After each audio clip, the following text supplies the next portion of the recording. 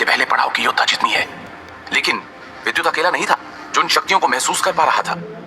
उसके साथ ही पूर्वजाग्नि भी उन शक्तियों को महसूस करते हुए गंभीर भाव से बोले, विद्युत, फिक्र मत करो, ये सिर्फ आत्मा का अंश है, इसलिए इसकी शक्तियां ज्यादा देर तक नहीं टिकने वाली। एक बार ये कमजोर हो जाए उसके बाद तुम्हें इसे काबू करना है, और अगर तुम ऐसा करने में कामयाब हो गए तो तुम जान जाओगे कि त्रिकाल दृष्टि सील को कैसे इस्तेमाल करें। साथ ही तुम्हें उस अधूरी जानकारी के बारे में भी पता चल जाएगा। आग्नि की आवाज सुनकर विद्युत ने मन ही मन झुंझलाते हुए कहा, पूर्वजाग्नि, शायद आपने मेरी बात पर गौर नहीं किया। ये नश्वर सम्राट रैंक पर है, मैं नश्वर रैंक पर हूँ, मैं इसे इतनी आसानी से नहीं हरा सकता। और इसके अलावा आप ये कैसे भूल रहे हैं कि मेरे सामने एक ताकतवर नश्वर रैंक के ड्रैगन का आत्मिक शरीर भी है, जिसका सामना भले ही मैं अपनी गंगा जल मूल तत्व शक्तियों के ड्रैगन की मदद से कर पा रहा हूँ, लेकिन फिर भी मुझे बड़ी मुश्किलों का सामना करना पड़ रहा है।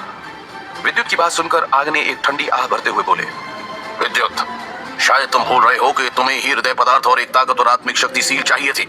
इसके लिए इतनी तकलीफ तो तुम्हें उठानी पड़ेगी, और इसलिए तुम अब मुझ पर दोष नहीं मर सकते। और कान खोलकर सुन लो, इस मामले में मैं तुम्हारी कोई मदद नहीं कर सकता। ऐसा कहते हुए आग्नि की आवाज गायब हो गई और विद्युत को उनकी आत्मा तक दिखनी बंद हो गई। आग्नि की इस तरह छुपने पर तिलिस्मी मधु नाराजगी के साथ विद्युत को धमकाते हुए बोली, अब देख क्या रहे हो? मैं पहले ही कह देती हूँ कि अगर गलती से भी तुम जख्मी हुए तो मैं तुम्हें अभी खत्म कर दूंगी, चाहे उसके बाद मुझे अपना शरीर और आत्मा तैयार करने में हजारों सालों का समय ही क्यों न लग जाए। मधु ने ऐसा कहते हुए विद्युत के चारों ओर मौजूद शक्तियों के कवच की शक्ति को और ज्यादा बढ़ा दिया, जिसके साथ ही विद्युत तेज रफ्तार में उस काली धुंधली परछाई के सामने पहुंचकर हाथ जोड़ते हुए बोला, पूर्वज पितृदेव, माफ करना अगर मैंने आपको परेशान किया, लेकिन मुझे ऐसा करना पड़ा क्योंकि मैं जानता हूं कि त्रिकाल दृष्टि सील की अधूरी जानकारी आप ही पूरी कर सकते हैं, और शायद इसलिए आप उस तकनीक के साथ अपनी आत्मा का अंश छोड़ गए थे। लेकिन उसने इतना कहा ही था कि तभी उसके सामने मौजूद परछाई ने अपना हाथ हिलाया और उसके हाथ से शक्तियों की लहर निकली, जो सीधा आकर विद्युत से टकराई और एक जोरदार धमाका हुआ, जिसके साथ ही वो हवा में घिसटता हुआ पीछे की ओर चला गया। तभी विद्युत को एक भयानक हंसी के साथ दमदार आवाज सुनाई दी, बेवकूफ लड़के, शायद तू जानता ही नहीं कि मैंने कभी इस तकनीक को पूरा नहीं किया, क्योंकि मैं जानता था कि अगर ये तकनीक गलत हाथों में आ गई तो उसका अंजाम क्या होगा। लेकिन मैं हैरान हूं कि तेरे पास उस खूनी कोहरा समुद्र तकनीक के 10 में से 2 हिस्से हैं, और तू तो मूल तत्व शक्तियां भी हासिल करने में कामयाब हो गया, लेकिन फिर भी तू अभी इस काबिल नहीं हुआ कि मेरी इस सील को सीख सके। इसलिए दफा हो जाए यहाँ से, क्योंकि तू इसके योग्य है ही नहीं। उस परछाई की नाराजगी भरी आवाज सुनकर विद्युत मुस्कुराते हुए बोला, अगर ऐसा है तब तो मुझे आपको हराना होगा पितृदेव, वरना आपको मेरी काबिलियत का पता कैसे चलेगा। और फिर विद्युत ने अपनी कलाई को झटका और उसके हाथ में 8 फुट का सुनहरा भाला दिखाई देने लगा, जिसका इस्तेमाल कर उसने तुरंत अपनी शक्तियों को उस भाले में भरना शुरू किया, और उस सुनहरे भाले में काले रंग की बिजली चमकने लगी, जिसके साथ उसने भारी आवाज में कहा, 1000 lightning strike, half moon lightning strike, आसमानी बिजली शक्ति धमाका। विद्युत ने एक साथ अपनी तीनों सील का इस्तेमाल किया, जिसके साथ आसमान से एक मोटी बिजली उस प्लेट को तोड़ने के लिए आगे बढ़ने लगी। चारों ओर से बिजली के भाले उसके सामने मौजूद परछाई की ओर बढ़ने लगे।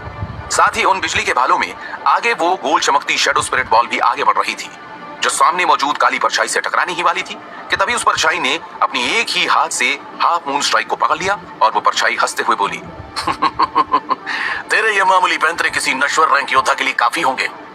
भूल मत कि मैं एक समय पर डेस्ट्रॉयर रैंक पर रह चुका हूँ। ये तो मेरी आत्मा का बहुत छोटा हिस्सा है, और इसकी शक्तियां नश्वर सम्राट रैंक जितनी है, लेकिन फिर भी तू इस काबिल नहीं है कि तू मुझे रोक पाए। ऐसा कहते हुए उस परछाई ने अपना पैर आसमान में पटका, जिसके साथ विद्युत की आसमान से आती बिजली और चारों ओर से आते हमले एक झटके में नाकाम हो गए। विद्युत एक साथ हुए उन धमाके देख रहा था, जिसमें उसका हाफ मून स्ट्राइक और 1000 लाइटनिंग स्ट्राइक दोनों हमले नाकाम हो गए थे, लेकिन फिर भी उसके चेहरे पर कोई परेशानी नहीं थी, क्योंकि उसका आसमानी बिजली शक्ति धमाका कामयाब होने वाला था। और अगर वो एक बार आसमान में घूमती शक्तियों की प्लेट से टकरा जाता तो वो प्लेट टूटकर बिखर जाती, और तब विद्युत का उस आत्मिक शरीर को हराना इतना मुश्किल नहीं होता।